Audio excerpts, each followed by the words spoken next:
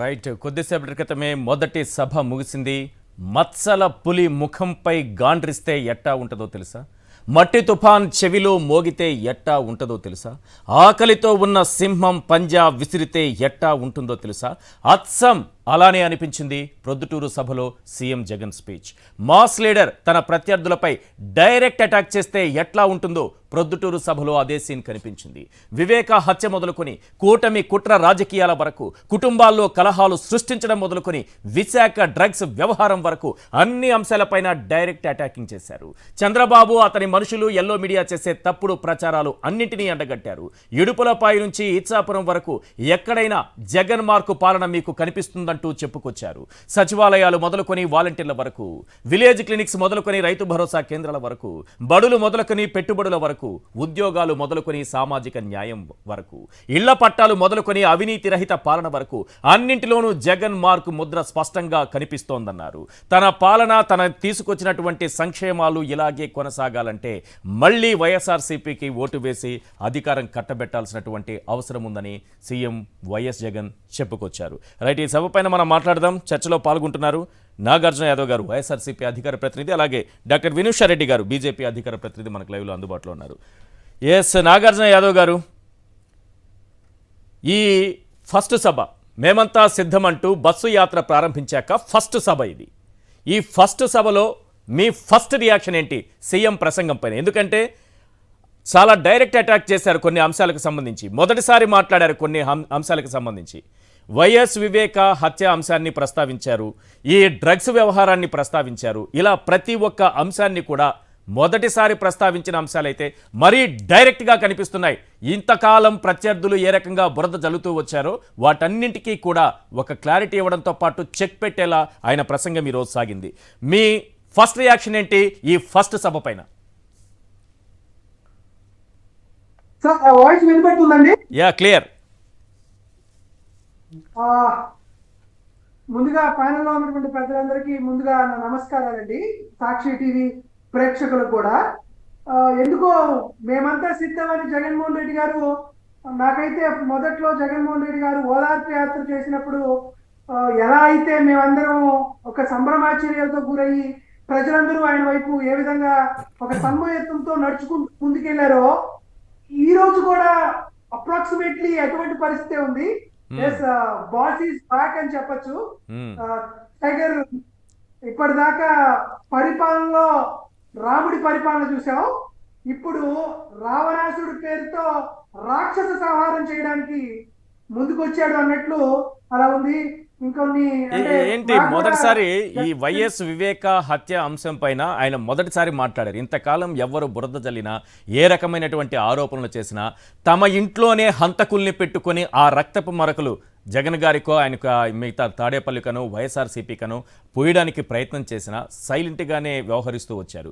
ఈరోజు చాలా direct attack చేశారు. ఎవరు చంపారో అందరికీ తెలుసు, ఈ హత్య వెనక ఎవరున్నారో అందరికీ తెలుసు, అలాంటి వాళ్ళు ఎవరితో చేతులు కలిపారో అందరికీ తెలుసు, హంతకుల వైపు నిలబడ్డారు, సొంత చెల్లెళ్ళే నిలబడ్డారని కూడా మాట్లాడేశారు. అంటే మొదటి నుంచి కూడా వైఎస్ వివేకానంద రెడ్డి గారి హత్యను రాజకీయంగా వాడుకోవాలనేటువంటి ఆలోచన తెలుగుదేశం పార్టీ చేసింది. తెలుగుదేశం పార్టీ చేసినటువంటి వైఖరికి వైఎస్ జగన్మోహన్ రెడ్డి గారు 2019 ఎన్నికల ముందు నుండి కూడా ఆయన ఈ తెలుగుదేశం పార్టీనే ఈ హత్య వెనకాల ప్రగాఢంగా ఉందని ఆ రోజు కూడా సిబిఐ ఎంక్వైరీ డిమాండ్ చేశారు. సిబిఐ ఎంక్వైరీ జరిగింది. సిబిఐ ఎంక్వైరీ జరుగుతున్నప్పుడు కూడా ఎవరైతే ఎస్పీ రామ్ సింగ్ అనే అతను వచ్చేదాకా కూడా సిబిఐ ఎంక్వైరీ అనేది సరిగ్గానే జరుగుతుంది. ఎప్పుడైతే రామ్ సింగ్ వచ్చాడో దీంట్లో మిగతాకు సంబంధించినటువంటి మిగతా వారి యొక్క చర్చలు ముందుకు వెళ్ళాయో అప్పటి నుంచి నిజంగానే వైఎస్ఆర్ కాంగ్రెస్ పార్టీని దెబ్బతీయాలనేటువంటి ప్రధాన ఉద్దేశంతో, జగన్మోహన్ రెడ్డి గారిని ఇబ్బంది పెట్టాలనే ఉద్దేశంతో, జగన్మోహన్ రెడ్డి గారి కుటుంబంలో కూడా ఇబ్బందులకు గురి చేస్తూ షర్మిల గారు కానీ తర్వాత సునీత గారు కానీ ఖచ్చితంగా తెలుగుదేశం పార్టీ ట్రాప్ లో పడ్డారు. జగన్మోహన్ రెడ్డి గారు ఇంతకు ముందు కూడా అసెంబ్లీ వేదికగా ఇదే ఇష్యూ మీద క్లారిటీ ఇచ్చారు. ఒక కన్ను మరొక కన్నుని పొడవదు. వైఎస్ఆర్ కాంగ్రెస్ పార్టీకి సంబంధించినటువంటి కుటుంబ సభ్యులు ఎవరూ కూడా వివేకానంద రెడ్డి గారి హత్యను కోరుకున్న వారు కాదు. వివేకానంద రెడ్డి గారిని హత్య చేసి వైఎస్ఆర్ కాంగ్రెస్ పార్టీని రాజకీయంగా దెబ్బతీయాలనే ఆలోచన 100% తెలుగుదేశం పార్టీకి ఉందే కానీ వైఎస్ఆర్ కాంగ్రెస్ పార్టీ కుటుంబ సభ్యులకు కానీ జగన్మోహన్ రెడ్డి గారి కుటుంబ సభ్యులకు కానీ ఎప్పుడూ లేదు అని మేము సాక్ష్యాధారాలతో సహా నిరూపించాం. ఈ రోజు కడప జగన్మోహన్ రెడ్డి గారు వెళ్ళిన తర్వాత తన కుటుంబాన్ని తనని కొన్ని దశాబ్దాల పాటుగా అండగా నిలబడినటువంటి కడప ప్రజలకు కూడా జగన్మోహన్ రెడ్డి గారు చెప్పాలనుకున్నారు. చెప్పాల్సిన విషయాన్ని చాలా సూటిగా స్పష్టంగా ఎటువంటి తారతమ్యాలకు లేకుండా జగన్మోహన్ రెడ్డి గారు చెప్పాల్సింది చెప్పారు. కాబట్టి ఎస్, మేము కాన్సన్ట్రేటెడ్ గా ఉన్నాం, మేము ఓరియంటెడ్ గా ఉన్నాం, మేము కాన్ఫిడెంట్ గా ఉన్నాం, మేము సైతం సిద్ధం అనేటువంటి ఈ సభ ద్వారా 175కి 175 గెలవాలనేటువంటి లక్ష్యంతో మేము ముందుకెళ్ళాం. ఖచ్చితంగా వీఆర్ ఫోకస్. ఖచ్చితంగా చెప్తున్నాం, వై 175/175 అనేటువంటి విధంగా మేము ముందుకెళ్తున్నాం. జగన్మోహన్ రెడ్డి గారు వచ్చిన తర్వాత నిజంగా మేమందరం అనుకున్నట్లు ఆ రోజు గజేంద్ర మోక్షంలో శ్రీ మహావిష్ణువు ఎలా అయితే కాపాడుకోవాల్సినటువంటి వాటి కోసం ఎలా అయితే వచ్చారో, సిరికించెప్పడు శంకుడు చక్ర హృదయం సేదోయి సంధింపడు, ఏ పరివారము జీనడు అభ్రగపతి బంధింపడు, ఆకార్నికం తన దమ్మిలము జక్కనొత్తడు, వివాద ప్రోత్రిత శ్రీకుచో అది చేలాచలమైన వేడును అని శ్రీ మహావిష్ణువు ఎలా అయితే ముందుకు వచ్చాడో జగన్మోహన్ రెడ్డి గారు అదే రీతిలో ప్రజల వద్దకు వచ్చాడు. కాబట్టి బాస్ ఈస్ బ్యాక్. ఖచ్చితంగా 175కి 175 గెలుస్తున్నాం. కడప పార్లమెంట్ గతంలో ఎంత మెజారిటీ వచ్చిందో దానికంటే ఎక్కువ మెజారిటీ తీసుకొస్తాం. ఇది ఛాలెంజ్. జగన్మోహన్ రెడ్డి గారు వచ్చారు, గెలవబోతున్నాం. రైట్. వినోద్ రెడ్డి గారు, ఈరోజు మొత్తం సభ ప్రసంగంలో మొత్తం వినుంటారు మీరు. సీఎం గారి ప్రసంగం మొత్తం కూడా చాలా డైరెక్ట్ అటాక్ కనిపిస్తోంది. సరే, కొన్ని అంశాలు పక్కన పెడదాం, కానీ డైరెక్ట్గా ఈ డ్రగ్స్ అంశం అయితే ఆయన డైరెక్ట్గా స్పందించారు. ఇందులో ఎవరి పాత్ర ఉంది, ఎవరికి ఎవరు బంధువులు అనేటటువంటి అంశాన్ని. ఎందుకంటే ఇక్కడ ఆ డ్రగ్స్ వ్యవహారం కంటైనర్ల దగ్గరికి సిబిఐ వచ్చిందని తెలియగానే మొత్తం తీసుకెళ్ళి ఆయనకు పూసేయాలని చూశారు. కానీ పక్కాగా కొంతమంది దొరికిపోయారు. ఎవరు వీళ్ళంతాను చూస్తే చంద్రబాబు బంధువులు, పురంధేశ్వరి గారికి బంధువులు, లోకేష్కు సన్నిహితులు, లేకపోతే భరత్ గారికి సన్నిహితులు, మొత్తం వాళ్లే బయటపడ్డారు. ఈ అంశాన్ని ఈరోజు ప్రజల్లోకి తీసుకెళ్లే ప్రయత్నం చేశారు సీఎం వైఎస్ జగన్. ఏం చెప్తారు? ఈశ్వర్ గారు, ముందుగా మీకు ప్యానెల్లో నాగార్జున యాదవ్ గారికి నమస్కారాలు. నాకు అన్ఇంటరప్టెడ్ టైం ఇవ్వండి, ఎందుకంటే ఈ రోజు ఇంకా ఎక్కువ మంది లేకపోతే 1:2 ఎక్కువ మంది అవుతుంది. ప్రసంగం నేను కొంతవరకు స్నిప్పెట్స్ విన్నాను. ఇందాక నాగార్జున యాదవ్ గారు కూడా మాట్లాడింది కూడా విన్నాను. మీరు ఎలా ఉందంటే సిబిఐ కొన్నిసార్లు పొగుడతారు, కొన్నిసార్లు మీరు పొగడరు. రెండు ఇక్కడ ఎగ్జాంపుల్స్ తీసుకుందాము. ఆయన అన్నారు, వివేకానంద రెడ్డి గారి హత్య కేసులో దర్యాప్తు జరుగుతుంది, కానీ దాన్ని ఒక ఫ్యామిలీ గొడవగా మార్చడానికి చూసారని. ఇటువైపు ఏమో వైజాగ్ పోర్టు, రెండు తీసుకొస్తారు. ఫస్ట్ పాయింట్, మీరు అడిగిన ఫస్ట్ క్వశ్చన్ తో వస్తాను. అప్పుడెప్పుడో వాళ్ళు ఒక కంపెనీని ఎస్టాబ్లిష్ చేసి దాన్ని 3 భాగాలు చేసుకున్నాక ఇప్పుడు పట్టుబడింది ఆ 3వ భాగం వ్యక్తితో. అది ఎప్పుడు పురంధేశ్వరి గారు ఎప్పుడో 20 ఏళ్ల క్రితం ఇంకా కూతురుని ఇవ్వక ముందే వాళ్ళు భాగాలు చేసుకున్నారంట. ఇవన్నీ కూడా ఎగ్జాక్ట్ గా ఇన్ డీటెయిల్ మీకు తెలీదు, నాకు తెలీదు వాళ్ళు ఏం చేసుకున్నారు. బట్ ఇది వచ్చిన ఇన్ఫర్మేషన్ అయితే దానికి ఇంకా సిబిఐ ఎంక్వైరీ జరగలేదు. జరగకపోగా వాళ్ళు అప్పుడెప్పుడో డివైడ్ చేసుకునేస్తే ఇంకా మీరు అంటగట్టడం ఏంటండి? అరే దిస్ ఇస్ టూ మచ్ అండి. అంటే ఒక ప్రూఫ్ లేదు, ఒక ఎవిడెన్స్ లేదు. అదే వచ్చినప్పటికీ మీరే కదా ఇంకా అధికారంలో ఉన్నారు, మీకు ఎక్కడన్నా దొరికిందా? సో మనకు తెలియకుండా వాస్తవాలు ఇంకా సిబిఐ వచ్చి చెప్పారా ఎక్కడన్నా పురంధేశ్వరి గారు ఉన్నారని? మాటిమాటికి ఇలా అనడం కరెక్ట్ కాదండి. అండ్ రెండవ పాయింట్, సిబిఐకి ఎందుకు పోవాల్సి వచ్చింది వివేకానంద రెడ్డి గారి కేసు? ఇక్కడ 2 విషయాలు సిబిఐకి వెళ్ళాలంటే, ఎయిదర్ కోర్ట్ అన్నా చెప్పాలి, లేకపోతే ప్రభుత్వం అన్నా అడగాలి. మీరే అధికారంలోకి వచ్చారు కదా, అధికారంలోకి వచ్చినాక నేను వాళ్ళ చెల్లెలో వాళ్ళ అక్కను అని మాట్లాడడం లేదండి. ఒక ఆంధ్రప్రదేశ్ పౌరురాలు కోర్టుకు వెళ్ళి నాకు ప్రభుత్వం మీద నమ్మకం లేదు, నాకు న్యాయం జరుగుతుందని నమ్మకం లేదు ఈ ప్రభుత్వం మీద, దయచేసి ఈ కేసుని స్టేట్ పోలీస్ నుంచి సిబిఐకి ట్రాన్స్ఫర్ చేయండి అని అడిగింది. ఎందుకు అట్లా చేయాల్సి వస్తుందండి? ఎందుకంటే అప్పుడు 3 నెలల పాటు చంద్రబాబు అధికారంలో ఉండి రక్తపు మరకలు కడుక్కుంటూ కూర్చున్నారే కానీ ఎవరు హంతకులని ఆయన తేల్చలేదు. ఒకటి, సిబిఐకి సంబంధించి మీరు దుర్వినియోగం చేసినంతగా ఈ దేశంలో సిబిఐని ఎవరూ దుర్వినియోగం చేయలేదు. సిబిఐని వాడుకొని చంద్రబాబును భయపెట్టాలని చూస్తున్నారు. అటువంటి సిబిఐ నా రాష్ట్రంలో అడుగు పెట్టడానికి వీల్లేదంటూ జనరల్ కన్సెంట్ ఉపసంహరించుకునింది చంద్రబాబు నాయుడు గారు. ఆ సిబిఐని మీరు దుర్వినియోగం చేశారని ఆయన ఆరోపించారు. అదే చంద్రబాబుతో మీరున్నారు. ఈశ్వర్ గారు ఈశ్వర్ గారు ఐ నో నన్ను మీరు అందుకే ఫస్ట్ నేను చెప్పింది ఏంటంటే మీరు నన్ను ఇంటరప్ట్ చేయొద్దండి. మీరు అడిగినాక నేను ఆన్సర్ చేస్తాను కదా. గజేంద్ర మోక్షంలో కృష్ణుడు మీకు విష్ణుదేవుడు లాగా చెప్పారు. ఆయన గజేంద్ర మోక్షం వదిలేసండి, ఈ సిబిఐ దగ్గరికి రండి. ప్రభుత్వం మీద నమ్మకం, ఒక పౌరురాలు, మీరు చెల్లెలా అక్కన పక్కన పెట్టండి. ఏ citizen of Andhra Pradesh has told that I don't believe the government. అందుకని కోర్టు ట్రాన్స్ఫర్ చేయాల్సి వచ్చింది సిబిఐకి. ఒక ప్రభుత్వం మీద నమ్మకం లేకపోవడం వల్ల కోర్టు సిబిఐకి వెళ్లాల్సి వచ్చింది. సరే, సిబిఐ ఆఫీసర్లు వస్తే స్వయాన కర్నూలులో ఎంత చేశారండి? వాళ్ళని కనీసం లోపలికి కూడా ఎంట్రీ చేయనీయకుండా, వాళ్ళని ఎంట్రీ కానీయకుండా ఇవన్నీ చేశారు. మేడం, మీలాంటి వాళ్ళు కూడా ఎడ్యుకేటెడ్ నాలెడ్జ్ ఉండి కూడా సిబిఐ వస్తే అరెస్ట్ చేయకుండా అడ్డుకుంటే సిబిఐ తిరిగి వెళ్ళిపోతుందని చెప్పేటటువంటి అమాయకత్వం మీలో కూడా ఉందంటే ఎలా చెప్పండి? సంబంధం ఉన్న వాళ్ళందరికీ మేడం, ఓ హత్య చేసో లేకపోతే ఇంకో నేరం చేసో కాదండి. ఇప్పుడు డ్రగ్స్ పట్టుకోవడానికి సిబిఐ వచ్చింది. వాళ్ళు ఎవరైనా నిజంగా నేరం చేస్తుంటే వాళ్ళ నలుగురు మనుషులు పట్టుకుని సిబిఐ రాకండి అని అడ్డుగా ఉంటే సిబిఐ తిరిగి వెళ్ళిపోతుందా? సిబిఐ కాదు, ఇక్కడ నలుగురు మనుషులు కాదు, ఇక్కడ నలుగురు కాకపోతే 40 మంది మేడం. నేనైతే 400 మందిని పెట్టుకుంటా. ఎందుకు చేయాలండి? ఏంటి ఇవన్నీ? ఎందుకు వైఎస్ఆర్సీపీ సపోర్టర్స్ అయినా ఎందుకు ఏబిఎన్ లో వచ్చింది కదా, మరి కాసేపట్లో కాశ్మీర్ నుంచి పైనుంచి హెలికాప్టర్లు వస్తాయి.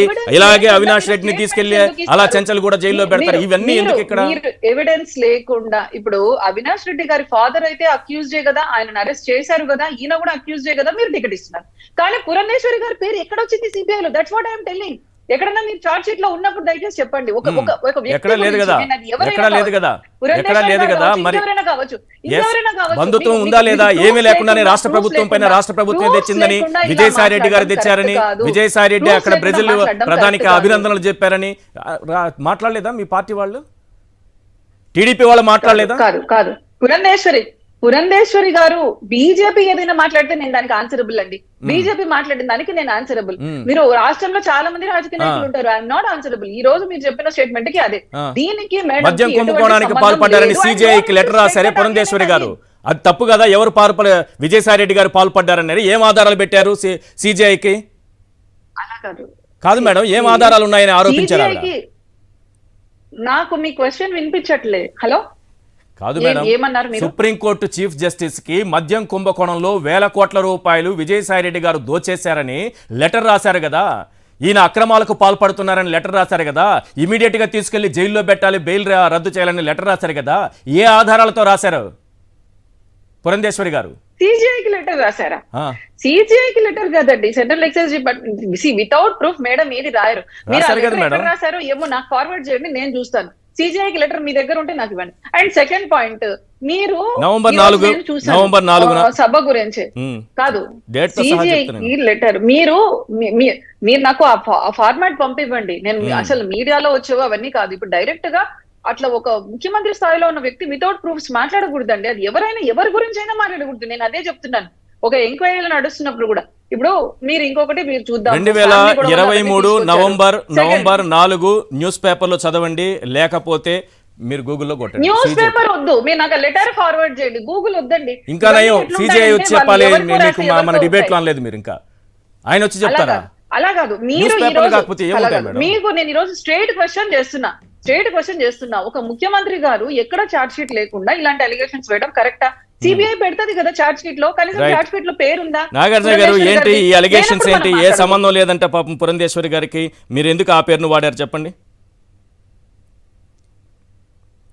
ఒకటి పాపం వినూషా రెడ్డి గారు మొత్తానికి ఏదో ప్రయత్నం చేస్తున్నారు డ్రగ్స్ కేసుకు సంబంధించినటువంటి విషయాల మీద. ఒకటి చాలా కాన్సెప్చువల్ గా నేను చెప్దామనండి. ఆంధ్రప్రదేశ్ రాష్ట్రానికి విశాఖపట్నం కోర్టుకి డ్రగ్స్ వచ్చాయి అని చెప్తున్నారు, ఫస్ట్ పాయింట్. సరే, భారతదేశపు అంతర్ జలాల్లోపు ఈ షిప్ ఎలా వచ్చింది? ఇంటర్పోల్ వాళ్ళు ఇచ్చిన తర్వాత కూడా ఈ షిప్ ఎలా వచ్చింది? Number 1 first point. దీంతో పాటు సంధ్య ఆక్వా ఎక్స్పోర్ట్స్ కు సంబంధించి దీని పేరెంట్ కంపెనీ అనేది 3 భాగాలుగా విభజన జరిగిందని మీరే చెప్తున్నారు. ఒకటి సంధ్య ఆక్వా ఇంపోర్ట్ ఎక్స్పోర్ట్ సంస్థ, ఈ కూనం కోటేశ్వర చౌదరి గారు చేస్తున్నారు. తర్వాత ఏం చేస్తున్నారు? స్వయాన దగ్గుపాటి పురంధేశ్వరి గారి వాళ్ళ వియ్యంకుడు ప్రసాద్ రావు గారు సంధ్య మ్యారైన్ అనే సంస్థను వాడుతున్నారు. దాంతో పాటు స్వయాన దగ్గుపాటి పురంధేశ్వరి గారి వాళ్ళ అబ్బాయి సంధ్య సంధ్య టెక్ అనేటువంటి సంస్థని ప్రకాశం జిల్లా కేంద్రంగా వీళ్ళ ముగ్గురు పార్ట్నర్స్ అవునా కాదా? సింపుల్. ఈ రోజుకి వారి మధ్య దీనికి సంబంధించిన క్రయ విక్రయాలు జరుగుతున్నాయా జరగట్లేదా అనేది ఫస్ట్ పాయింట్. సెకండ్ పాయింట్, రెండు అంశాలు ఉంటాయి నాగార్జున గారు.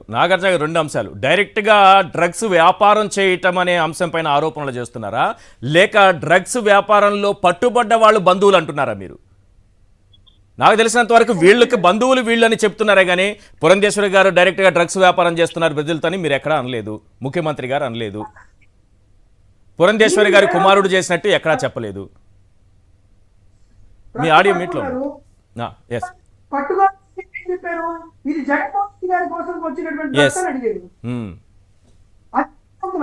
ఉన్నది మీ బంధువులు, వారికి మాకు ఎటువంటి సంబంధం లేదు. ఉన్నది మీకు సంబంధించినటువంటి మీ పార్ట్నర్స్, బంధుత్వాన్ని కట్ చేసుకుంటారేమో ఈ ఆరోపణలు చేస్తే. సామాజిక వర్గం వారు మాకు వైఎస్ఆర్ కాంగ్రెస్ పార్టీకి వారికి వ్యక్తిగతంగా కానీ రాజకీయంగా కానీ సామాజికంగా కానీ ఏ విధమైనటువంటి సంబంధం లేదు. దాన్ని వైఎస్ఆర్ కాంగ్రెస్ పార్టీకి ఆపాదించాలని ఎందుకు మీరు భుజాలు తడుపుతున్నారు అడుగుతున్నటువంటి మొట్టమొదటి ప్రశ్న. వేరే ప్రశ్న కూడా ఏం లేదు. ఫస్ట్ ప్రశ్న ఇది, దీనికి సమాధానం చెప్పండి. దాంతో పాటు వివేకానంద రెడ్డి గారి దాని గురించి కూడా చెప్తున్నారు కాబట్టి సిబిఐని మేము సిబిఐ విచారణ అనేది ఎస్పీ రామ్ సింగ్ అనే అతను ఇన్వాల్వ్ అయ్యేదాకా సిబిఐ ఎంక్వైరీ అనేది పాజిటివ్ గానే జరిగింది. స్పష్టంగా చెప్తున్నాం. ఎస్పీ రామ్ సింగ్ అనే అతను చంద్రబాబు నాయుడు గారి మనిషి. దీనికి సంబంధించినటువంటి వాదోపవాదాలు మేము సుప్రీంకోర్టుకు విన్నవించిన తర్వాత ఎస్పీ రామ్ సింగ్ ని తీసేసి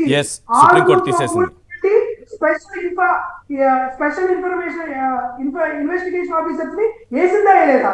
ఎస్పీ రామ్ సింగ్ సరిగ్గా పని చేయట్లేదని హైకోర్టు చెప్పిందా చెప్పలేదా? సుప్రీంకోర్టే చెప్పింది.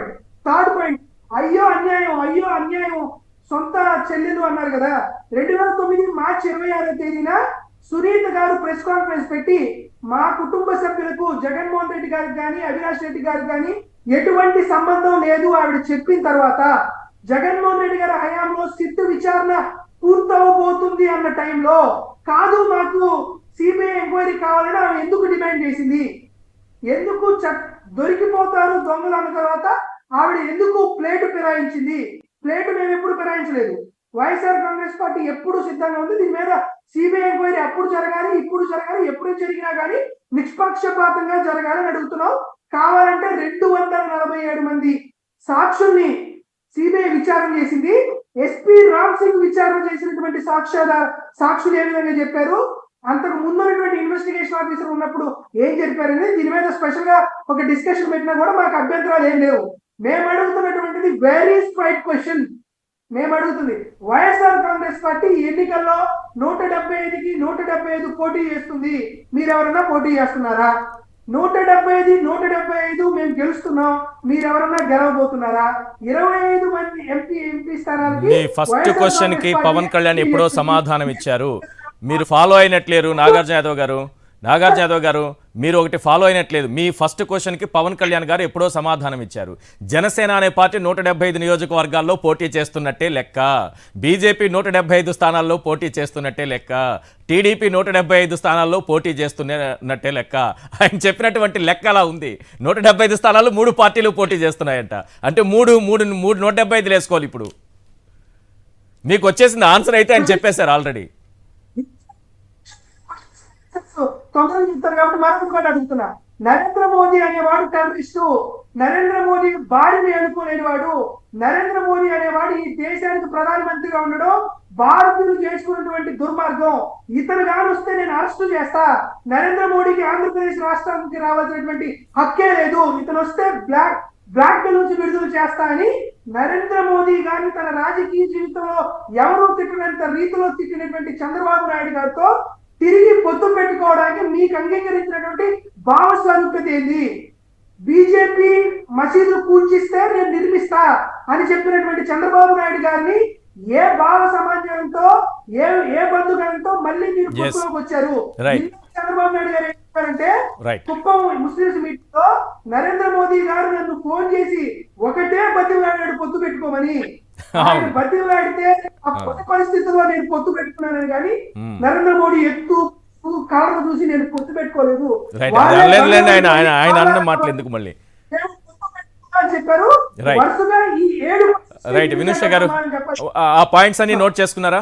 మీ దగ్గర నుంచి నేను ఆన్సర్ తీసుకుంటాను. మేడం వినుష రెడ్డి గారు, ఈ డ్రగ్స్ సంబంధించిన వ్యవహారంలో పురంధేశ్వరి గారు, లేకపోతే వాళ్ళ అబ్బాయి చెంచురామ్ గారు, లేకపోతే వాళ్ళకి సంబంధించినటువంటి బంధువర్గము, ఎందుకంటే ఈ CEO దీనికి, ఈ కంపెనీకి CEO Sandhya aqua exports CEO Kotaiah Chowdary, MD Veerabhadrarao Koonam, వీళ్ళు వాళ్ళ బంధువులు అనే విషయాన్ని ఎస్టాబ్లిష్ చేస్తున్నారే కానీ ఎక్కడైనా సరే ఆమె వ్యాపారం చేస్తూ, డ్రగ్స్ వ్యాపారం చేస్తూ పట్టుబడ్డారని ఎవరూ మాట్లాడలేదు. అలాగే చెంచురామ్ డ్రగ్స్ వ్యాపారం చేస్తూ పట్టుబడ్డారని ఎవరూ మాట్లాడలేదు. ఏంటి వీళ్ళు బంధువులు కాదా? భరత్కి బంధువులు గారా, లేకపోతే పురంధేశ్వరి గారికి బంధువులు గారా, చంద్రబాబు నాయుడు గారికి బంధువులు కారా? ఈశ్వర్ గారు, నేనే కదా ఇప్పుడు మాట్లాడాల్సింది. Yeah madam please. Yeah Nageshwar, మన నాగార్జున యాదవ్ గారు కూడా కొన్ని క్వశ్చన్స్ అడిగారు. ఫస్ట్ అండ్ ఫార్మోస్ట్ పాయింట్, సిబిఐని నేను వ్యవస్థల్ని నాకు నమ్మకం ఉంది అని చెప్పారు నాగార్జున గారు. సో ఇది ఏ కేసు అయినా కానివ్వండి, అది వివేకానంద రెడ్డి గారి హత్య కేసు అయినా కానివ్వండి, ఇటు డ్రగ్స్ కేసు అయినా కానివ్వండి, అక్కడ కొంచెం ముఖ్యమంత్రి గారి బంధువుల పేర్లు వినిపిస్తున్నాయి. I don't want go in to details again and again. ఇటువైపు కూడా మీరు అంటున్నట్టు కొంతమంది వాళ్ళ బంధువులు, బట్ దట్ డజంట్ ఇంప్లికేట్. అంటే నేను సిబిఐ ఆఫీసర్ని కాదు, లేకపోతే మీరు కోర్టు కాదు, వాళ్ళ పేర్లు వినిపించేసాయి కదా, వాళ్ళ ఇన్వాల్వ్మెంట్ ఉంది అని చెప్పడానికి. సో ప్రైమా ఫేసి ఎస్టాబ్లిష్ చేయలేదు అసలు డ్రగ్స్ కేసులో, ఒక ఛార్జ్ షీట్ లేదు, ఒక లిస్ట్ లేదు. హౌ క్యాన్ యూ ఇన్వాల్వ్ అండి? ఈవెన్ వివేకానంద రెడ్డి గారి హత్య కేసులో అయినా సిబిఐ వాళ్ళని సరిగ్గా ఎంక్వైరీ చేయడానికి కూడా కోఆపరేట్ చేయట్లేదు కదా. ఈ స్టేట్ గవర్నమెంట్ ఉల్టా సిబిఐ వాళ్ళ మీద కేసులు కూడా పెట్టింది కదా. సో సబ్జుడిస్ లో ఉంది, ఇన్వెస్టిగేషన్ లో ఉంది. అసలు ఇన్వెస్టిగేషన్ అయ్యేంత వరకు కూడా వెయిట్ చేయకుండా ఎందుకు ఇటువంటి ఆరోపణలు చేయడం? That to being holding a constitutional post, ఇది ఎంతవరకు శోభనిస్తుంది? అండ్ రెండవ పాయింట్, నాగార్జున యాదవ్ గారు అన్నారు మీరు ఎన్ని సీట్లలో కంటెస్ట్ చేస్తున్నారు అని. నాగార్జున యాదవ్ గారు, మా పార్టీ పొత్తు ధర్మాన్ని పాటిస్తుంది. 40 ఏళ్ళ నుంచి కూడా మేము కొత్తగా 40 ఏళ్ళు ఏర్పడినప్పటి నుంచి కూడా మా పొత్తుల్లో ఉన్న వాళ్ళని మేము కలుపుకొని పోతున్నాము. మీరు ఎన్ని అసెంబ్లీల నుంచి కంటెస్ట్ చేస్తున్నారు అన్నారు. మీరు కూడా మొదలు పెట్టినప్పుడు తెలంగాణ, ఆంధ్రప్రదేశ్ రెండు చూసుకున్నారు. ఇప్పుడు మీరు ఎన్ని రాష్ట్రాల్లో కంటెస్ట్ చేస్తున్నారు సార్ అని నేను అడిగితే ఎట్లుంటుంది? మేము 423 పార్లమెంట్ సీట్లలో కంటెస్ట్ చేస్తున్నాము. మీరు కనీసం తెలంగాణలో కూడా కంటెస్ట్ చేయకుండా ఒక రాష్ట్రానికి పరిమితమైన పార్టీ. మాది దేశవ్యాప్తంగా ఉంది. సో మేము దేశంలో మాతో ఎవరు కలుపుకొని వస్తే వాళ్ళతో కలుసుకొని వెళ్తాము. ఇప్పుడు యూపీలో కూడా మాకు 3 అసెంబ్లీ, ఒక పార్లమెంట్ స్థానంలో గెలిచిన తర్వాత వాళ్ళు వదులుకున్నారు. అలా మీరు ఏమీ లేదు, 0.08% వచ్చిన వాళ్ళు షట్ డౌన్ చేసుకోవచ్చు కదా మేడం. తెలంగాణలో వాళ్ళు ఓకే, వాళ్ళు పోటీ చేయట్లేదని చెప్పారు, మీరు కూడా షట్ డౌన్ చేసుకోండి 0.08% వచ్చినందుకు. అలా కాదు నన్ను మాట్లాడిన ఇవ్వరు, ఇంకా ఆయన అడిగిన పాయింట్స్ ఉన్నాయి. కనీసం అవన్నీ పూర్తి చేయండి. మీరు ఈ మధ్యలోనే ఇంటరప్షన్ వస్తే ఎట్లా? మీతో మీ గౌరవ అధ్యక్షురాలు గారు నేను ఉండను, పార్టీ నుంచి దిగిపోతానన్నారు. మీ అధ్యక్షులు గారు పాపం జైల్లో ఉన్నప్పుడు పాదయాత్ర చేసిన పాపం మీ నాయకురాలు, మీరు కూడా వాళ్ళందరి వెనకాల తిరుగుంటారు. నాగార్జున గారు చెప్తున్నారు, ఆవిడ పాపం 1.5 year కష్టపడి పార్టీని నెట్టుకొచ్చి తర్వాత కూడా అధికారంలో 2014 నుంచి నేను వారు వదిలిన బాణానన్న ఆవిడ కూడా మీతో కలిసి రావట్లేదు. మీతో మీ పార్టీలో పనిచేసిన వాళ్ళ ఎందుకు కలిసి రావట్లేదు? మీరు మాతో అందరూ కలిసి వస్తే అన్న వైఎస్ఆర్సీపీ కాంగ్రెస్ పార్టీ చెల్లెలేమో కాంగ్రెస్ పార్టీ అని అన్నారు కదా, మోడీ గారు అన్నారు కదా మేడం. మీరు చెల్లెలు చూడలేదు, అన్నం చూడలేదు అంటున్నారు, మోడీ గారేమో అలా అంటున్నారు. ఏది కరెక్ట్? మీ వాయిసా, మోడీ గారి వాయిసా? రాష్ట్ర ప్రజలు తెలంగాణ పార్టీ ఎస్టాబ్లిష్ చేశారు కాదు. ఈశ్వర్ గారు నేను ఆయన చెప్పిన క్వశ్చన్స్ కి నెక్స్ట్ వస్తాను వినండి. మీరు ఇంకా లాస్ట్ క్వశ్చన్ మాటికి ఇప్పుడు 15 రోజుల నుంచి అలా అన్నారు, ఇలా అన్నారు, అలా అన్నారు, ఇలా అన్నారు. సార్ మీ నాయకుడిని కూడా అప్పుడు ఇంకా ఎక్కువ అన్న వాళ్ళు ఇప్పుడు క్యాబినెట్ లో ministers. I don't want go in to that language. సొంత తండ్రిని చంపుంటారు, లేకపోతే వీడియో రిలీజ్ చేసి రోజు మద్యం తాగుతారా అన్న వాళ్ళని కంపారిజన్ అంటే ముఖ్యమంత్రి రాష్ట్రానికి ఎట్లనో ప్రధానమంత్రి దేశానికి అలాగనే. ఇప్పుడు రాజకీయాల్లో ఇవన్నింటి మనం ఓవర్కమ్ చేశాము, మేము ప్రజల ముందు పెట్టాము. ఎందుకు మేము ముందుకు వచ్చామంటే రాష్ట్రానికి ఎక్కువ ప్రయోజనాలు కలగడానికి. ఇందాక ముఖ్యమంత్రి గారు స్పీచ్ మాట్లాడదాం ఇవి కాదు. ఆయన ఏమన్నారు, నేను బటన్లు నొక్కి 133 సార్లు బటన్ నొక్కాను, ఇంతకు ముందు ఎవరైనా నొక్కారా అని. నాగార్జున గారు, ఈ బటన్ సిస్టమ్ ఎలా వచ్చిందండి? జన్ధన్, ఆధార్, మొబైల్ ట్రయడ్, అది తెచ్చింది ఎవరు? మోడీ గారి ప్రభుత్వం కాదా? 50 కోట్ల మందికి మేము బ్యాంక్ అకౌంట్లు ఓపెన్ చేయొచ్చులేదా 2 ఏళ్లలో? అప్పటి నుంచే కదా డీబీటీ మొదలైంది. ఆ డీబీటీ నరేంద్ర మోడీ గారు తెచ్చారు, నేను ట్రాన్స్ఫర్ చేస్తున్నాను. ఎక్కడన్నా చెప్పారా? రైతు భరోసా కేంద్రాలు కట్టించాను, మీరు వెళ్తే కనిపిస్తుంది, నేను ఇచ్చా అన్నారు. దానికి డబ్బులు ఎక్కడి నుంచి వస్తున్నాయండి? ఉపాధి హామీ పథకం ఎవరు ఇస్తున్నారు? State government. అదేంటి బండ్లు, ఆరోగ్యశ్రీ ఏమంటారు బండ్లు, 108 బండ్లు రూయి అని వెళ్తాయన్నారు. అరే అవి నేషనల్ రూరల్ హెల్త్ మిషన్ డబ్బులు కదండి 60%. ఇవన్నీ మీరు ఎందుకు చెప్పరు? మేనిఫెస్టోనే నాకు ఎవరు చెప్పరు? మేనిఫెస్టోనే నాకు గీత, మేనిఫెస్టోనే చెప్పొద్దండి. నేను ముఖ్యమంత్రి గారికి కూడా విన్నవిస్తున్నా, అస్సలు చెప్పకండి. వీళ్ళు చేస్తున్నటువంటి మేలు అని చెప్పుకుంటారు కదా, ఏ ముఖ్యమంత్రి చెప్పకండి. అన్ని మన డబ్బులే అక్కడికి వెళ్ళిన తర్వాత పథకాల రూపంలో మనకి ఇస్తున్నారు. ఊరికేమి భిక్షమేమి వేయట్లేదు రాష్ట్రాలకి. రెండో అంశం, మీరు తీసుకొచ్చిన పథకాలు చంద్రబాబు నాయుడు ఎందుకు ఉపయోగించుకోలేదు? ఎందుకు సచివాలయాలు కట్టలేదు? ఎందుకు రైతు భరోసా కేంద్రాలు కట్టలేదు? చంద్రబాబు నాయుడు గారు మీరు కలిసి 5 ఏళ్లు పరిపాలన చేశారు కదా మేడం, ఎందుకు అవన్నీ కూడా ఆ పథకాలని చంద్రబాబు ఉపయోగించుకోలేదు? ఎందుకు ఉపయోగించుకోలేదు? పైగా మేనిఫెస్టో నాకు బైబిల్, ఖురాను మేనిఫెస్టో నాకు బైబిల్, ఖురాను, గీత అన్నారు జగన్మోహన్ రెడ్డి గారు. మరి మేనిఫెస్టోలో ఉన్న మద్యపాన నిషేధం ఏమైంది? మేనిఫెస్టోలో ఉన్న సిపిఎస్ రద్దు ఏమైంది? మేనిఫెస్టోలో ఉన్న డిఎస్సి నోటిఫికేషన్, జాబ్ క్యాలెండర్ ఏమైంది? దయచేసి మీరు మేనిఫెస్టో బైబిల్ అన్నారు కదా, ఇవన్నీ మీరు ఎందుకు నెరవేర్చలేదు? 650 కనీసం దాంట్లో సగానికి సగమైనా చేసుకుంటూ వచ్చి 99% మాత్రం మేము చేసామని ధైర్యంగా చెప్పుకున్నారు కదా. 650 హామీల్లో మీది ఉంది కదా, మీరు మేనిఫెస్టోలో ప్రత్యేక హోదా పెట్టారు కదా, ఏమైపోయింది? ఇద్దరు కలిసి పరిపాలన చేసి ఇవన్నీ పక్కన పెడదాం. మీరేమన్నారంటే ఒక మాట, చాలా అద్భుతమైన మాట చెప్పారు, ఈ రాష్ట్ర ప్రయోజనాల కోసమే మేము కలిసామని. ఒక్కసారి ఇది చూపించండి సార్. చంద్రబాబు నాయుడు గారు, పవన్ కళ్యాణ్ సిగ్గుతో తలదించుకునే వార్త ఇది చూపించండి సార్. పంజాబ్లో అకాళీ దళ్ ఎంతో కాలంగా 1998 నుంచి ఎన్డీఏలో ఉన్న భాగస్వామి. మీరు వ్యవసాయ చట్టాలు 3 తెచ్చారని మిమ్మల్ని వ్యతిరేకిస్తూ రైతులకు వ్యతిరేక ప్రభుత్వం అని ఆ రోజు కేబినెట్ నుంచి కూడా బయటకు వచ్చేసి ఎన్డీఏ నుంచి బయటకు వచ్చేసినటువంటి పార్టీతో మళ్ళీ మీరు పొత్తు పెట్టుకోవాలని చూస్తే ఇద్దరి మధ్య టాక్స్ నడిచిన తరువాత రైతులకు హామీ ఏమిస్తారు మీరు? మేము రైతుల గురించి మాట్లాడే మీతో పొత్తుని వద్దనుకున్నాము, ఆ రోజు బయటకు వచ్చాము. ఈ రోజు ఏమిస్తారంటే మేమేమి ఇవ్వలేమంటే మీతో మాకు పొత్తు అవసరం లేదని, సీట్ల పంపకం జరిగిపోయిన తరువాత మీతో మాకు పొత్తు అవసరం లేదని శిరోమణి అకాళీ దళ్ ఈరోజు ఎన్డీఏ నుంచి బయటకు వచ్చేసింది. ఎస్, ఫార్మర్స్ గురించి మీరు మాట ఇవ్వండి, ఫార్మర్స్కి మేలు చేస్తాం, వారు ఏ డిమాండ్లు అయితే ఉన్నాయో వాటన్నింటిపైన మీరు హామీ ఇస్తేనే మీతో పొత్తు పెట్టుకుంటాం. సీట్ల లెక్క కాదు. ఇందులో క్లియర్గా ఒక్కొక్క లైన్ చదివి వినిపిస్తా వారు ఏం మాట్లాడారనేది. మరి చంద్రబాబు నాయుడు గారు హోదా గురించి మాట్లాడి కదా బయటకు వచ్చారు, ఇవ్వలేదని. మరి ఆ హామీ ఏమన్నా తీసుకొచ్చారా మీ దగ్గర నుంచి? సిగ్గుపడండి చంద్రబాబు నాయుడు గారు. తర్వాత పోలవరానికి నిధులు ఇవ్వలేదని కదా బయటకు వచ్చానన్నారు. మరి ఇప్పుడేమన్నా నిధుల గురించి హామీ తీసుకున్నారా? సిగ్గుపడండి చంద్రబాబు నాయుడు గారు. రాజధానికి నిధులు ఇవ్వలేదన్నారు కదా, మరి ఏమన్నా హామీ తీసుకున్నారా? సిగ్గుపడండి చంద్రబాబు నాయుడు గారు. శిరోమణి అకాళీ దళ్ ఈ రోజు ఫార్మర్స్ కోసం అవసరమైతే మేము పొత్తులైనా వదులుకుంటాము, కానీ మీరు హామీ ఇవ్వకుండా మీతో మాత్రం పొత్తు పెట్టుకునేది లేదని పొత్తునే వదులుకుంది. Talks with SAD, Shiromani Akali Dal fail, BJP to go it alone in Punjab. చూడండి, పవన్ కళ్యాణ్ గారు పాచిపోయిన లడ్డూలు అన్నారు కదా ఆ రోజు బీజేపీని. మరి మీకేమన్నా మంచి స్వీట్ ఉన్న లడ్డూలు ఏమైనా ఇచ్చారా ప్రధాని గారు? ఇచ్చుంటే ప్రజలకు చెప్పండి, దీనికోసం కలిశామని చెప్పండి. ఇది పార్టీ అంటే శిరోమణి అకాళీ దళ్. వాళ్ళు ఏమంటున్నారు తెలుసా? Demand for assurance on farmers and Sikh political prisoners were the sticking points. దీనిపైన మీరు హామీ ఇవ్వకపోతే మాకు మీ పొత్తులు అవసరం లేదు అన్నారు. మరి చంద్రబాబు ఎందుకు పొత్తు పెట్టుకున్నారు? ఏ ఉద్దేశంతో పొత్తు పెట్టుకున్నారు? ఎవరి ప్రయోజనాల కోసం పొత్తు పెట్టుకున్నారు?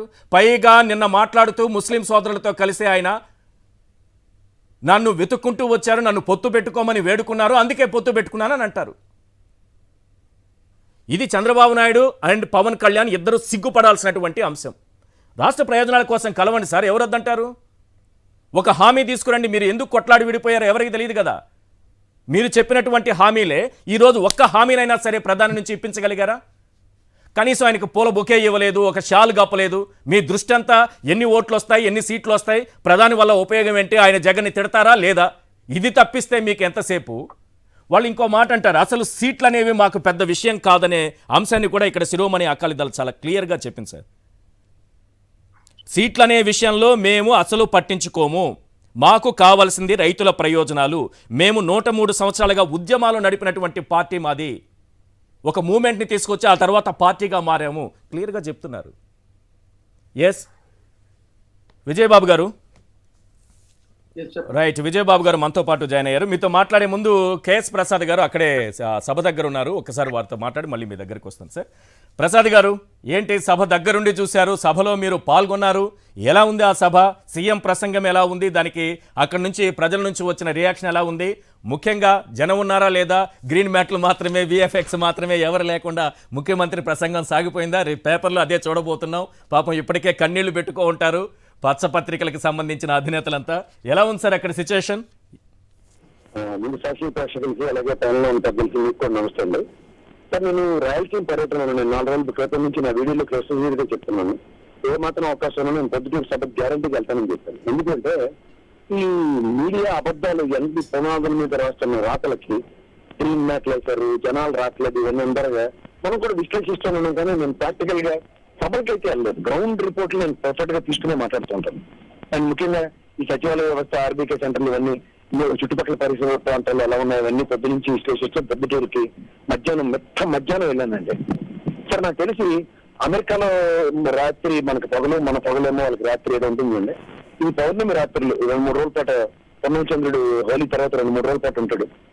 వెన్నెల ఏదో కురుస్తున్నట్టుగా మొత్తం మధ్యాహ్నం నెత్తి మారు పగిలిపోతున్నారు. అసలే పట్టదల మారు పగిలిపోతుంటే సార్ వాళ్ళు తన్మయత్వంతో సభలో ఉన్నారండి జనాలు. ఈ రోజు అయితే అంటే గతంలో అయితే సభలో గ్రీన్ మ్యాట్లు వేసారట. నేనైతే వెళ్ళలేదు కాబట్టి ఇది ప్రత్యక్షంగా చూసాను. గ్రీన్ మ్యాట్లు లేవు వాస్తవానికి. రెండోది, గ్రౌండ్ లో ఎంతమంది ఉన్నారు? 50 నుంచి 60-70 వేల మంది ఉన్న కెపాసిటీ ఉన్న గ్రౌండ్. బయట నాట్ లెస్ దాన్ 30,000 పైసలకే ఉంటారండి జనాలు. నేను చూసాను ప్రత్యక్షంగా అక్కడ ఉంది. నేను స్టేజ్ మీద కూడా కలిగి తిరిగాను. స్టేజ్ నుంచి కూడా డయాగ్నోస్ లో అన్ని రకాల అన్ని యాంగిల్స్ నుంచి ఫోటోలు తీశాను. ప్రజలతో మమేకమై వాళ్ళ యొక్క స్పందన విన్నాను. నేను ఎప్పుడు చెప్తుంటానండి, సెంట్రల్ ఇంటెలిజెన్స్ వాళ్ళు ప్రభుత్వం యొక్క ప్రజల యొక్క పల్స్ తీసుకుని ఆ సభలో ప్రతిస్పందన ఎలా ఉందనేది క్యాల్కులేట్ చేస్తూ దగ్గర 70-74% ఇచ్చిన దగ్గర why can't they give almost 80+ అనేది నాకు అనిపించిందండి. ఎందుకంటే జగన్మోహన్ రెడ్డి గారి ఆద్యంతో మాట్లాడిన ప్రతి మాటకి జన స్పందన ఎలా ఉందంటే వాళ్ళు ఇచ్చిన మేనిఫెస్టో త్రూగా మనం ఏ విధంగా మోసపోయాం. అండ్ ఈయన చెప్తున్న సంస్కరణ ఈ ప్రక్రియలో 5 సంవత్సరాల నిడువులో అక్క చెల్లెమ్మలకి ఖాతాల్లో ఏ విధంగా ప్రత్యక్ష పరోక్ష పద్ధతుల్లో 2,70,000 పైచలకి సంక్షేమం కేవలం మీకోసం, ఈ ప్రజల యొక్క జీవన స్థితిగతుల మార్పు కోసం, తెలుగు బలహీన వర్గాలు, నా బీసీలు, నా ఎస్టీలు, నా ఎస్టీలు అనే దగ్గర కన్నా ఇంకా ఈ రోజు బిలో పార్టీ ఉన్న వాళ్ళ క్షేమం కోసం కూడా మాట్లాడుతున్న ఆద్యంతో ఈ సభలో ప్రజలకి ఆయనకి ఉన్న బంధాన్ని ఒక రెన్యువల్ కాంట్రాక్ట్ చూడండి. 5 సంవత్సరాలకు ఒకసారి కాంట్రాక్ట్ రెన్యువల్ చేసుకోవడానికి వస్తున్న ఒక ప్రజా కాంట్రాక్టర్ వచ్చేయడానికి మించిందండి. ఎందుకంటే జనస్పందన అన్నది చాలా ఇంపార్టెంట్. రెసిప్రొకేటివ్ యాటిట్యూడ్ తో కృతజ్ఞతా భావంతో ఎన్న కూడా లెక్క చేయకుండా వచ్చిన ప్రజలు ఎవరైనా చెప్తుంటారు బస్సుల్లో తరలిస్తారు. నేను తిరుగుతున్న గ్రామాల్లో కూడా ఆర్టీసీ బస్సులో నేనైతే కేటగిరీగా అడిగాను, మీకు డబ్బులు ఎవరు ఇస్తారంటే పార్టీ కార్యాలయం చెల్లిస్తుంది, మా ప్రభుత్వం నుంచి ఏ విధంగా డబ్బులు రావట్లేదని ఆర్టీసీ ఉద్యోగులు చెప్పారండి డైరెక్ట్ గా. నేను ఎందుకంటే ఇదేదో చూడండి ప్రసంగం రియాక్షన్ ఎలా ఉంది సార్? రియాక్షన్ అదే చెప్తున్నాను సార్. రాజ్యంతో ప్రజలతో ఇప్పుడు కన్నతండ్రి చూడండి, మనం హాస్టల్లోంచి వెళ్ళిపోయి స్కూల్లోంచి అయిపోయిన తర్వాత డిగ్రీ కాలేజీలకి లేకపోతే ఇంజనీరింగ్కి వెళ్తున్నప్పుడు మన గురించి మనకి ఎన్ని కన్సర్న్లు చెప్తాడు, అన్ని కన్సర్న్లు ప్రజలకు ఆయన చెప్తే ఎస్ మీరు మాకు 5 సంవత్సరాలు రాబోయే ముఖ్యమంత్రి గారు సీఎం తప్ప ఆద్యంతం ప్రజలు ఇంకొక మాట అనలేదండి. అలా పరోక్షించి పవన్ కళ్యాణ్ నావెల మనోహర్ ముస్లిం నవ్వుల కోసం జనాలు సీఎం అనిపించుకోవడం కాదు, మీరే మా సీఎం అని డంకా పలాస్ గా చెప్తున్న ప్రజల స్పందన చూశాను నేను. ఎందుకంటే పవన్ కళ్యాణ్ కి సీఎం అన్నప్పుడు ఆ జుట్టు ఎగరేసుకుంటే ఆయన ప్రతిస్పందించే విధానం plus in the span of no time అక్కడ ప్రజా గలం అన్నది ఆద్యంతో సార్. ఆయన ఎన్నని కూడా లెక్క చేయకుండా మధ్యాహ్నం నుంచి సాయంత్రం ఆయన దగ్గర 6 తర్వాత ఇచ్చారు. ఆయన 6:30 తర్వాత వచ్చారు అక్కడ సభకి. అప్పటిదాకా వాళ్ళలో ఉన్న జోష్ ఆయన వచ్చిన తర్వాత ఇంకా 10 రెట్లు రెట్టిపోయింది. అండ్ ఆ వాటర్ ప్యాకెట్లు అవన్నీ అందజేస్తున్న విధానం, ముఖ్యంగా అథారిటీ గారు, రఘురామ్ గారు కోఆర్డినేషన్ ఎక్స్ట్రాడరీ. ఎందుకంటే చాలా మంది సభలు చూశాను. నాకు తెలిసి నరేంద్ర మోడీ గారి సభలో ఆయన అంత బ్రహ్మాండంగా కండక్ట్ చేసి ప్రజలు వచ్చినప్పుడు ఆ బండి సంజయ్ గారికి భోజనం పెట్టారు చూడండి. అలా ఇవాళ జగన్మోహన్ రెడ్డి గారు ఖచ్చితంగా రఘురామ్ గారికి, అథారిటీ గారికి భోజనం పెట్టాలని నేను గర్వంగా చెప్తాను. ఎందుకంటే మీకు ఇంకో విషయం చెప్తాను, ఇవాళ ప్రజల యొక్క స్థితిగతులను ప్రభావితం చేసే అంశాలతో ఇవాళ రాజకీయ నాయకులు ఆయన చుట్టూ ఉండే ఘనంతో రాజకీయాలు మనం ఈ 70 సంవత్సరాల స్వతంత్రంలో చూసుకుంటూ వచ్చాం సార్. కానీ ఇవాళ ప్రత్యక్షంగా ప్రజలకి జగన్మోహన్ రెడ్డి గారికి ఉన్న బంధాన్ని కాంట్రాక్ట్ బేసిస్ లో ఇంకొక 5 ఏళ్ల పాటు రెన్యూవల్ చేయడానికి ప్రజలు ఎలా సిద్ధంగా ఉన్నారనేదే ఈ సిద్ధం సభ యొక్క సారం. థ్యాంక్ యూ అండి కేశవరావు సభ కోసం గారు. ప్రజలు నిరంతరం మీ ఉండొచ్చు. ఎక్స్పీరియన్స్ మీరు చెప్తూ ఉంటే మేము కూడా అక్కడ ఆ సభలో ఉన్నట్టు ఫీలింగ్ కలుగుతుంది, అంత చక్కగా విశ్లేషించారు. రైట్, థ్యాంక్ యూ అండి ప్రసాద్ గారు. విజయబాబు గారు, ఈరోజు సీఎం ప్రసంగం పైన మీ ఒపీనియన్ ఏంటి? ఏ విధంగా సాగిందనుకుంటున్నారు? చాలా డైరెక్ట్ అటాక్ కనిపించింది చాలా అంశాల్లో. మొదటిసారి ఫస్ట్ టైం ఈ వివేక హత్య అంశం కానీ ప్రస్తావించడం కానీ ఇవన్నీ కూడా ఎలా అనిపించింది మీకు ఓవరాల్గా ఈ స్పీచ్? ఇందాక మన ప్రసాద్ గారు చెప్పినట్టు ఏంటంటే, ఈ రోజు చాలా మంది అక్కడ వేరే ఛానల్స్ లో కూడా చూశాను, ఎండ వేడిమి ఎలా ఉందంటే మధ్యందిన మార్తాండు చండ ప్రచండంగా ఆ వేడిని ప్రసరిస్తూ ఉంటే జనసాగర తరగలపై తేలియాడుతున్నటువంటి నాయకుడులాగా, ఒక సూర్య ధూళిలో స్నానమాడుతున్నటువంటి శ్రామికుడులాగా అలా కదిలిపోతున్నటువంటి ఆ ప్రసంగంలో హోరెత్తినటువంటి జనాలు, ఆ ఉత్సాహం అవన్నీ చూసినప్పుడు ఏంటంటే సహజంగానే ప్రత్యర్థుల గుండెల్లో ఒక రకమైనటువంటి వణుకు అనేటువంటిది బయలుదేరుతుంది. దానికి రకరకాలైనటువంటి కారణాలు ఎన్నుకుంటారు. ఎందుకంటే మొదటి నుంచి నేను చెప్తుంది ఒకటేనండి, జగన్మోహన్ రెడ్డి గారి రాజకీయం ఏంటంటే సంప్రదాయేతర రాజకీయాన్ని ఆయన నడుపుతున్నారు.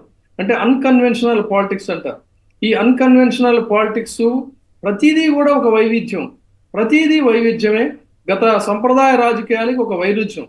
అందుకని వాళ్ళకేంటంటే ఇది మింగుడు పడటం లేదు. ఏంటి అసలు ఏం చేస్తున్నాడు? మనం ఇన్ని రకాలుగా సర్వశక్తులు వడ్డీ దుష్ప్రచారాలు చేస్తూ ఉంటే నిత్యం కావాల్సినంత చెత్త డ్రైనేజ్ అంతా కూడా ఎత్తిపోస్తున్నా కూడా జనం ఎవరు కూడా విశ్వసించట్లేదు అనేటువంటిది వాళ్ళకు ఒక బాధగా ఉంది.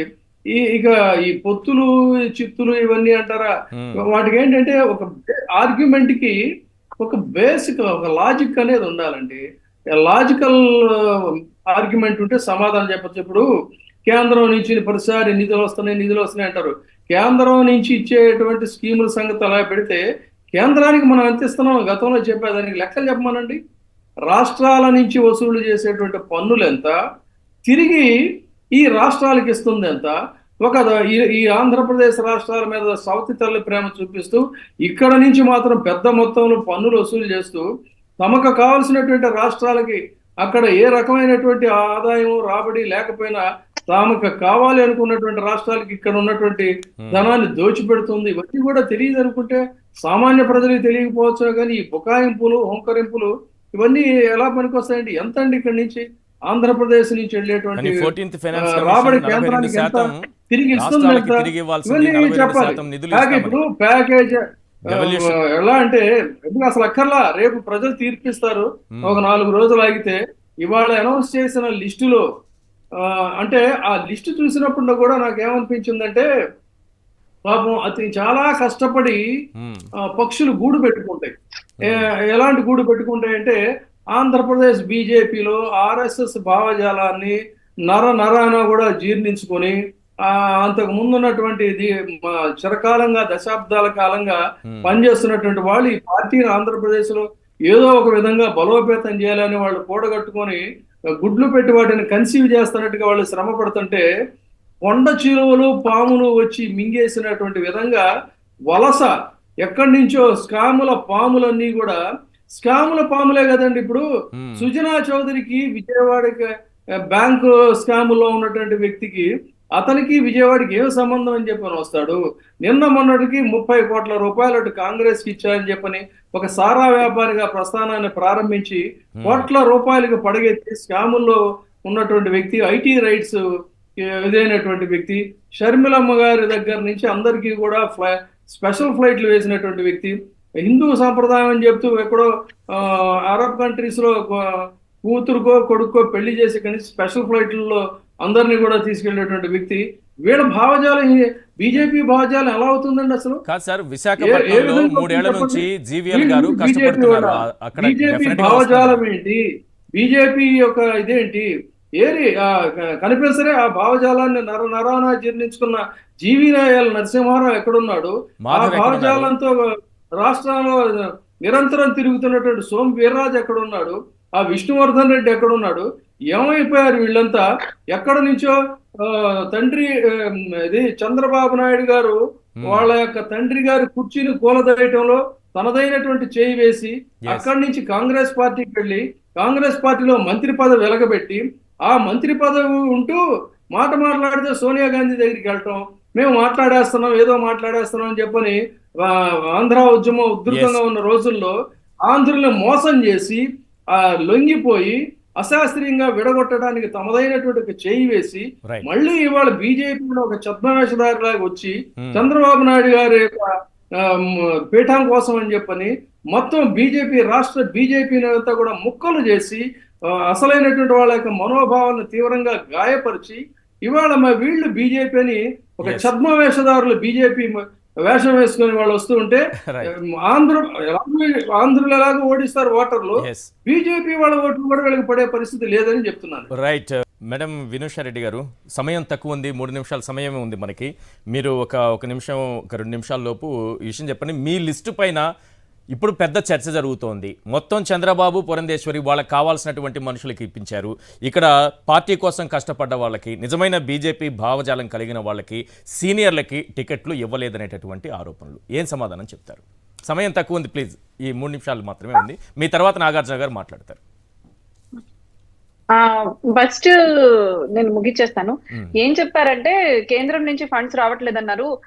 మనకు విజయ్ బాబు గారు ఇది కొత్తగా వచ్చిందేం కాదు. రాజ్యాంగంలో కేంద్రం నుంచి రాష్ట్రాలకు ఎన్ని రావాలనేవి ఎప్పుడో డిసైడ్ అయి ఉంది. అంతకు ముందు 32% ఉండేవి. మోడీ గారు ప్రధానమంత్రి అయినాక ఆ 32% ని 42% చేశారు. సో మీరు కొత్తగా వచ్చిందేం కాదు. కొత్తగా ఈ నవోత్నయ డిబేట్ కొత్తగా తెచ్చారు.